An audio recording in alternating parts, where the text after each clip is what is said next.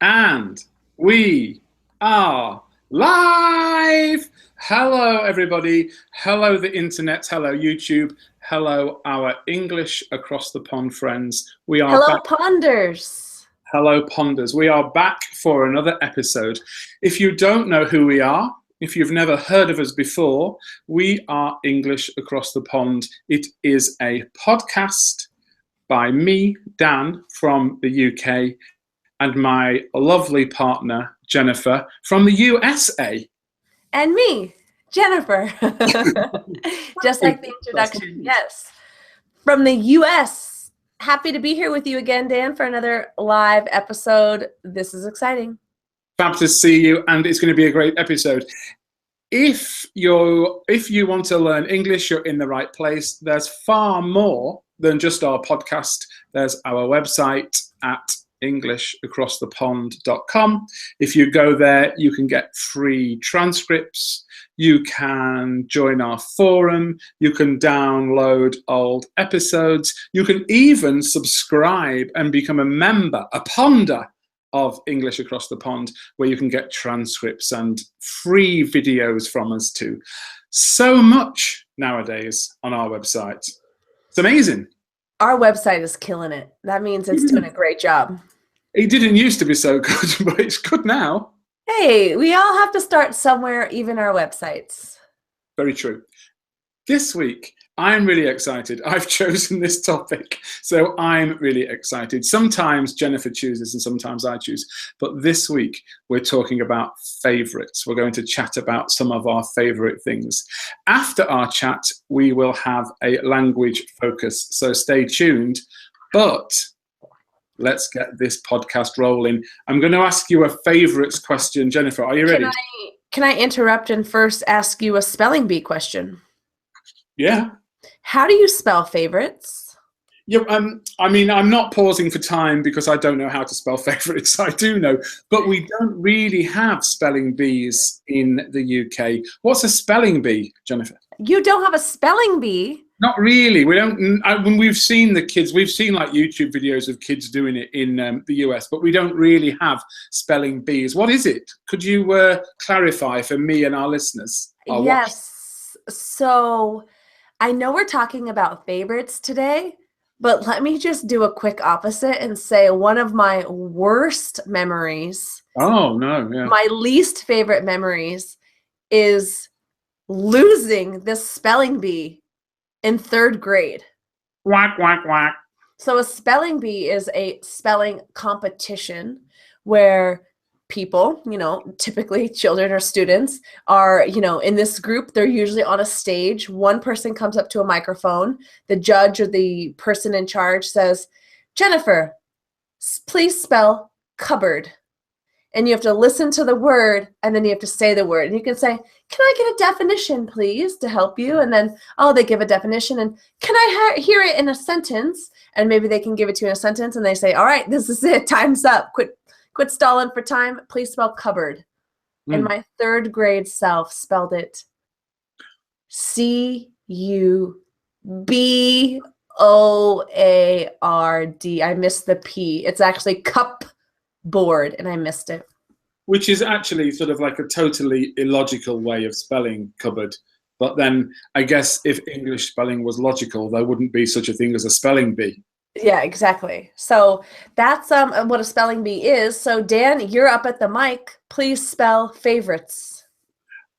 In British English, we spell favourites F-A-V-O-U-R-I-T-E-S.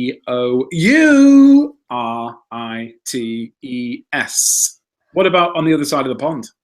On this side of the pond in America, we spell it F-A-V-O-R-I-T-E-S.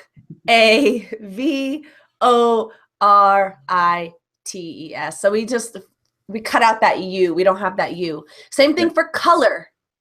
C-O-L-O-R. C-O-L-O-U-R as we spell it. So yeah, often with the O-U, American misses out the U. So yeah, but I think we say favorites. Do you say favorites? We say favorites. Yeah, so pronunciation is pretty much the same. So, Ponders, your first tip of the day in this podcast, live episode or podcast is spelling differences in American and British English. British Gorgeous. English often uses the O. Dan, please hit me with your first question. You ready? I'm ready as I'll ever be. Well, the picture for this week's podcast is a picture of 3 ice creams, and I think ice creams are something that we always think about. You know, having your favorite kind of ice cream is so exciting when you're a kid, but pretty much like when you're an adult too. So I'd like to know, first of all, what is your favorite kind of ice cream? Delicious. I love ice cream. I love cashew ice cream. Oh, wow. Cashew milk ice cream.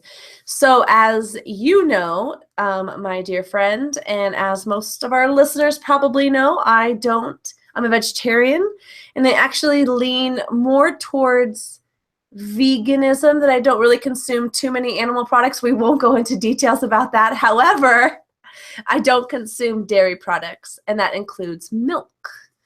And I don't have regular ice cream, so I have cashew milk ice cream. It's so delicious, and my favorite flavor is caramel and chocolate chunk. Wow. Or I should say caramel, because I am an American, right? Caramel or caramel, as some people will pronounce it. Chocolate chunk. Sounds good. Do you have ice cream?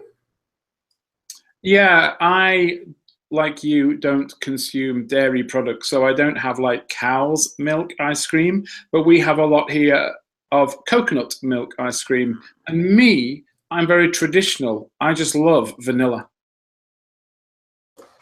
Vanilla. Wow. If it ain't broke, don't fix it. Vanilla is the king of ice creams. So yeah, you can get, raspberry and chocolate, and you can even get, apparently, caramel and chocolate chunk ice cream. But me personally, vanilla. Plain, simple ice cream perfection. You're kind of a plain and simple kind of guy. Thanks. When it comes to ice cream. Yeah, very, very much so. I'm a traditional ice creamist. Are you ready? Ready. I shared with you one of my least favorite childhood memories to kick off this episode. Will you please share with me your favorite childhood memory? Yeah, with pleasure. It's actually maybe my first ever memory. I don't know if we've talked about this on the podcast before. I was maybe about 4 or 5 years old in my back garden with my big plastic tractor. It's got wheels on it. It was like red and blue primary colors. And my back garden went sort of like downhill on a slope. And I would just sit on this tractor and it would roll down the garden path. And then I would pick it up, carry it back up the hill, sit on the tractor, roll down the garden path, pick it up, walk back up the hill. And I'm not sure, in my memory, I did it for days and days and weeks and weeks and months and months. I don't actually know how often I did this, but it is, I think it's my earliest memory. And I also think that moment was the happiest I've ever been in my whole life. What a magical, magical moment. Yeah. I saw the glimmer in your eye as you were talking about that too. And anyone watching live will also see that glimmer.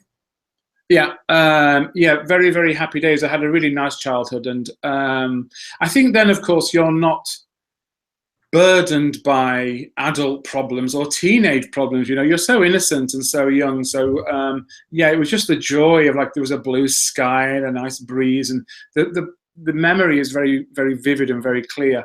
I'm not sure really how accurate the memory is, but it feels like it's real. You know what? If you believe it and you remember it that way, then it is 100% accurate, my friend. Don't take away your experience. Thanks very much. Thanks for the validation. Ready for another one? I'm ready. I would like to know, bringing things right up to date, I would like to know your favorite emoji. Ooh, I am a emojiaholic. And You love them. I love them. If you're anything aholic, then it's just an expression that means, of course, you love something. But the thing is it's impossible. Let me back this up. I'm a very indecisive person. So to just say one thing that's my favorite, to make that real strong decision and commitment, a little bit tough for me. So I'm going to say, I'm sorry, I cannot choose one favorite emoji. I have a favorite emoji for situations. I really love, for any given day, cat heart eye emoji. That just speaks to me, you know? It's like, that's like my way to smile, say I love you, say I'm happy, like agree with what you say, like what you say, you know, kind of across the board. General favorite is going to be cat heart eye emoji. Yeah. Second favorite, yellow heart. Okay. Oh. But then when we're getting into like actually expressing something, I love this one. And watching live, you're going to be able to see it. But Dan, you're going to explain to the people listening what you think this one is and means. Yeah. Ignore my neck. But it's that one. Yeah. That's like. Lots of teeth. Oops. Lots of teeth. And it's kind of like a oops is what I imagine that to be. Because there's two with like the big row of teeth. Can I just say, if anybody's thinking, what on earth are they talking about? Emojis are the little icons you can use on your phone when you're texting, just to make that clear. Yeah, an emoticon. Maybe people know it as an emoticon. Yeah, maybe, yeah. I think we say emoticon, but yeah, emoticon. And in case people thinking, what did you say? Cat heart eyes, was it? Or cat heart eyes, yeah. Maybe we'll have to put them into the episode guide. People who know what they are thinking, I love cat heart eyes, and other people are thinking, she just said cat heart eyes. And Estella in our live chat right now put the smiley, or not really a smiley, the teeth emoji that I'm talking about right now. So Estella, you got it. Yeah. You got it. As I was saying, I think there are two with loads of teeth. There's the one that's just like got normal eyes, which is, I think, is like, means sort of like, oh no, or something terrible's happened. But there's another one with kind of like shaped eyes, and I think that means like you've done something naughty, or you've done something a little bit cheeky or a little bit wrong. I think there are two with the teeth. Which one do you mean? Do you mean the sort of like, oh no, or do you mean that? I usually use it as like a, oh no, I'm being cheeky. Yeah. And then my final favorite one is monkey, hands over the eyes, like, and that's going to be, oh, I'm embarrassed. Oh, I'm ashamed. Also, oops, I'm being very cheeky. I know I shouldn't have done that. So, yeah. The whole monkey series, is it ears? Is it like blind, deaf and dumb? Is it mouth, see no evil, hear no evil, speak no evil? Yeah. All three of those are winners. Yeah, I got them. And Estella is continuing it in the chat. And Sophia mentioned the like zippered mouth emoji, like zip it up, zip it. You know what? We are going to have an emoji episode. Totally going to have a no, because I haven't even said mine, and I've got, so it's a great question. Thanks guys for joining us, for joining in on Facebook, here on YouTube, and we will dig deeper into emojis in a future episode, because they it's worth investigating. Yeah. I want to know your favorite item of clothing. Actually, I know what this is, because we talked about things that make us happy. Can I guess what your favorite item of clothing is? Sure, weirdo. Guess away, my friend. Now, this is as raw and as live as you can get. And our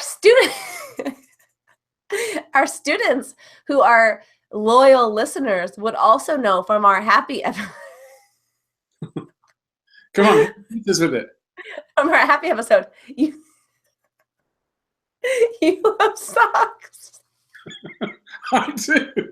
You know what? I'll tell you the truth. I'd actually forgotten that was my favourite thing. Oh, I'll tell you what. Oh, they're not here. I had some brilliant socks on today. Guys, If you are watching in the live chat, you know that I am losing it. I am like coming undone with laughter right now. This was hilarious. This is why I love going live. If you are listening to the replay, come join us live and you can have this much fun with us as we record. We are having a ball over here. Socks. Yeah, socks, yeah. And honestly, when you said, can I guess? I know. And I thought, I don't know. I'd forgotten. But you're right. To catch people up, it was, what were we talking about? Christmas presents, was it? No, we were just talking about things that make us happy. And you specifically said a brand new pair of socks makes you happy. And that's what I mean. Plain and simple, my friend. It's just nice. It's good. And I said that they're only brand new ones. Yes. Okay. Yeah. They're only brand new once, and then they've been washed. So there's only that real, like, first time. You're right. My favorite item of clothing. Thank you for reminding me. I bloody love socks. There's no two ways about it. I'm sock mad. Sock mad. That's what I'm here for. Yeah. Should I ask you another favorite, or is that kind of yours? I'm just thinking we should do a podcast on socks as well. I know. I love socks. I'm wearing some fun socks right now. Oh, I actually haven't got any socks on now. Oh, well, you're going to catch a cold. No, it's all right. It's evening here. You know, I'm winding down after a busy day. Got it. Okay. I'll ask you one. Yeah. I'd like to know, it's kind of a difficult question really, but see what springs to mind. Your favorite photo? My favorite photo is definitely going to be this beautiful photo that I have captured with my son. So my brother-in-law is a photographer. So luckily, while he was in town after I gave birth, he took some not maternity, that's when I'm pregnant. He took newborn photo shoot photographs. So we did a photo shoot. And he took this beautiful picture of me and my son, and it's just like I'm looking at him, and it's like he's looking up at me with those like 4-day-old eyes, and it was just magical. So that's one of my. Like how old he was, like 4 days old. He might have been like 6 days old, but it was under a week. And anyone who's had kids will know that they stay. Those initial first week, second week, third week, kids change so much, and it's only like it seems like a matter of hours that they're such a tiny baby. They sort of blow up and inflate very quickly. So beautiful to have captured those first moments of your son's life. Yes. So I am going to come back to you, and I know that you're very artsy. You love music and you love the arts. So if you had to choose one of your favorite artists, who, or, what if it's a band, because artists are also bands. So who or what's your favorite artist? Well, I'll go for like traditional sort of like, like a painter, the sort of normal idea of an artist. And there's a British artist, but he lived, I think, in California, maybe, for a long, long time. His name is David Hockney. Do you know David Hockney? No, but I'm going to get weird again and connect this back to another episode of you talking about seeing him. Oh, yeah, I did. Yeah, I did. I saw him because he's from the north of England. He's moved back here now. But I think during the 60s and 70s, he lived in America. He does all sorts of different pictures, huge, huge pictures of sort of like forests and woods. But he also does photography and sketches. And I think most of our listeners, there's a couple of his pictures, his paintings that are really, really famous. And yes, I saw him in a hotel. And it was that moment where I knew it was him. And I recognized him, and he went back inside the hotel. He just popped out and popped back in again.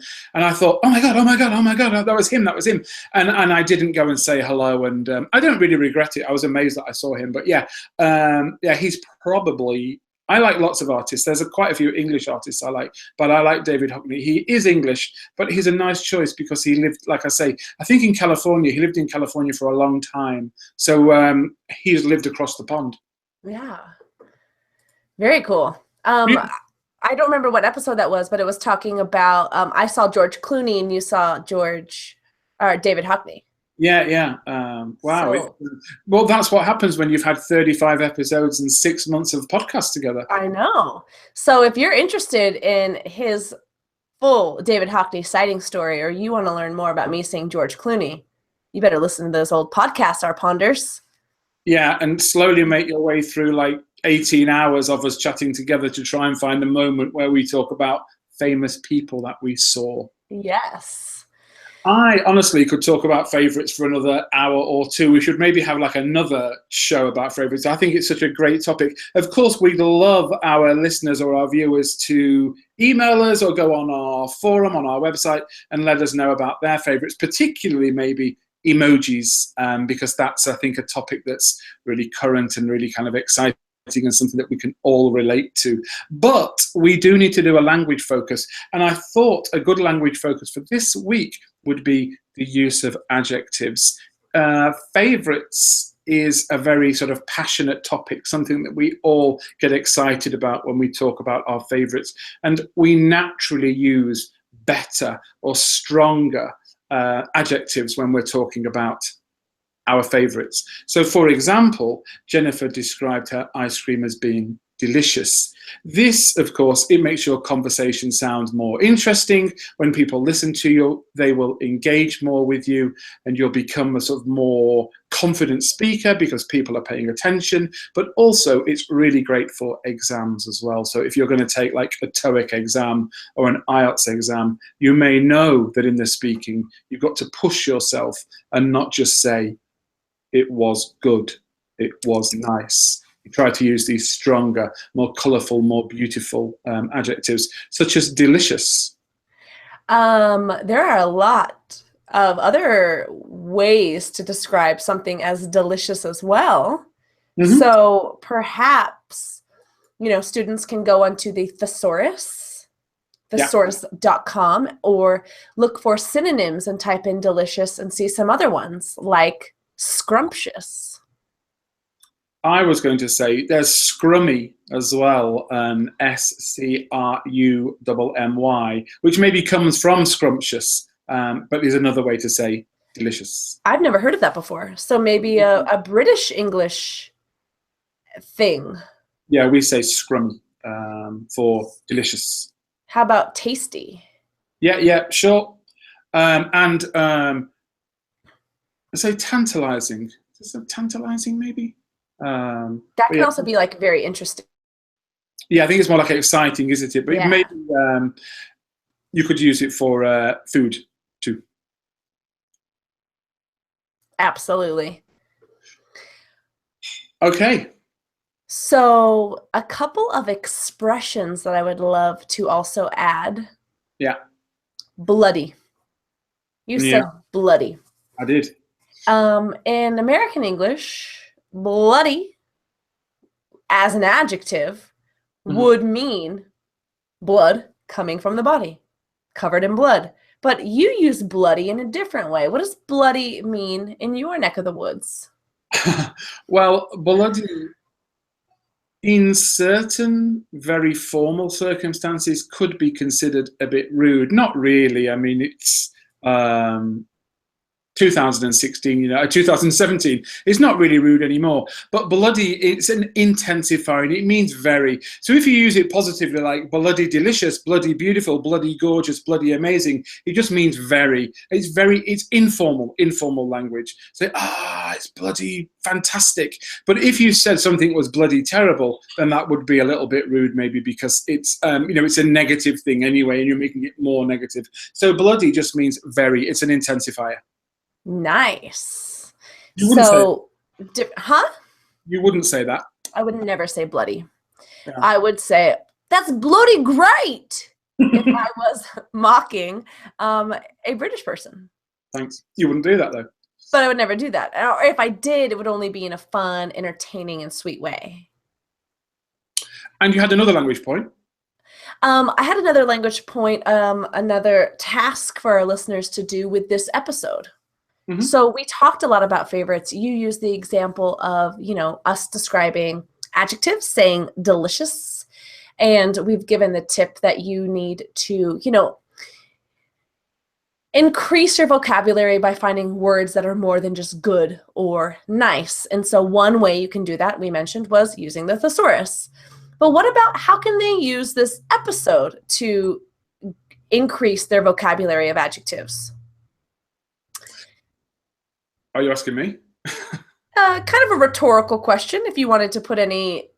Well, you go. I mean, you carry it on, and then I'll see what you say and add a little bit. Yeah. So you can go back and listen to this episode as many times as you want as of Friday when this is released on our new episode on iTunes or on the website. So go back and really listen for the adjectives that you hear in this episode and write all of them down. So write down all of the adjectives that you hear in this episode and then try to use them to describe your own favorites. Use them to find more synonyms. Utilize them to learn new vocabulary and use them or, try to figure out how to use these adjectives. How do we use them? We use them before a noun sometimes. Sometimes we use them after a linking verb, for example. So you can utilize our conversation to see how native speakers really utilize adjectives. I was going to say exactly the same thing. I thought so. Great minds think alike. Yeah, I was going to say, and just to sort of reiterate and go over what you said again, I was going to say to sort of go through what we said, particularly you'd be at an advantage if you had our transcripts from our website. Just click on subscribe on the homepage, look through, find the adjectives, maybe underline them, and then see what other adjectives you could put in place of them. If it's a boring adjective like good, which I'm sure we must have said in this episode at some point, then you can substitute it for a stronger one, or you could, just play around with the adjectives and try to drop different ones in. It would be really, really great for your English. Absolutely. It's been great, hasn't it? It's been fun. Absolutely. And you did mention that transcript, right? Yes. If you go to our website, EnglishAcrossThePond.com, on the homepage, you can get our free episode guide. Just click the big blue button. A little bit further down on the homepage, you can click to get details about the transcripts. You can also click on subscribe at the top of our homepage. If you're not sure, a transcript, it's the written words that we say. Everything that we say in this episode is written down in the transcript. So helpful if you're trying to improve your listening and, of course, your speaking and reading skills. Everything really, transcripts are great. Absolutely. So get those transcripts now. Sign up to be a gold member. Don't forget to join us live every Tuesday at this time. And it's been so much fun sharing our favorites and having a really good laugh with you today. Thank you. Yeah, it's been really good fun. Thank you so much. Thank you, everybody, for watching this live broadcast. Thank you if you're listening later on in the week. We will be back next Tuesday on YouTube. And then next Friday, as normal, we'll publish our podcast on iTunes, Stitcher, etc., etc. See you guys. Thank you very much. Thank you so much. Have a good day. Bye.